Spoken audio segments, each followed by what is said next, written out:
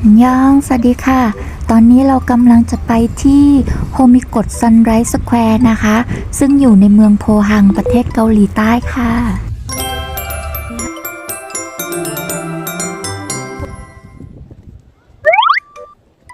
ถึงแล้วค่ะ ตอนนี้เราอยู่ที่โฮมิโกะซันไรส์สแควร์นะคะ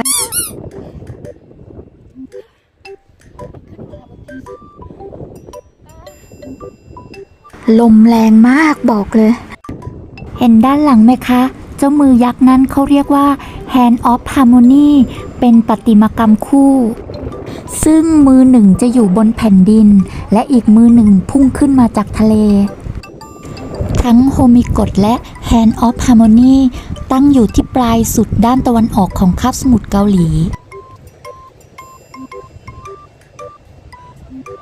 ที่นี่ได้รับความนิยมโดยเฉพาะอย่างยิ่งในวันขึ้นปีใหม่นะคะ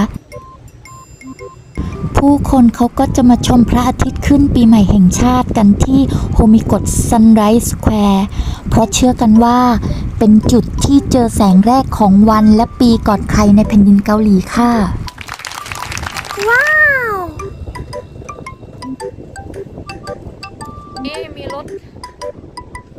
ถรางให้นะ เดี๋ยวเราเดินลงไปดูมืออีกข้างหนึ่งที่โผล่ขึ้นมาจากทะเลกันดีกว่านะคะ ลมแรงมากเลยเย็นมากหนาวปากสั่นเห็นไหมฉันบอกให้เธอเอาเสื้อแจ็คเก็ตมางั้นเธอคงจะหนาวตาย นี่ค่ะมืออีกข้างหนึ่งที่โผล่พ้นน้ำทะเลขึ้นมาสวยงามมากเลยอ่ะทุกคนใครอยู่แทกูนี้ถ้าไม่มาที่นี่นี่ถือว่าพลาดมากเลยนะเนี่ยสวยจริงๆยิ่งถ้ามาช่วงพระอาทิตย์ขึ้นคาดว่าน่าจะสวยกว่านี้เนาะเดี๋ยวขอตัวไปเดินรอบๆให้ทั่วก่อนนะคะไม่รู้ว่าวันนี้ทั้งวันจะเดินทั่วหรือเปล่าเพราะใหญ่กว้างมากสำหรับคลิปนี้ก็ขอฝากไว้แค่นี้ก่อนนะคะเดี๋ยวไว้เจอกันทริปหน้านะคะทุกคน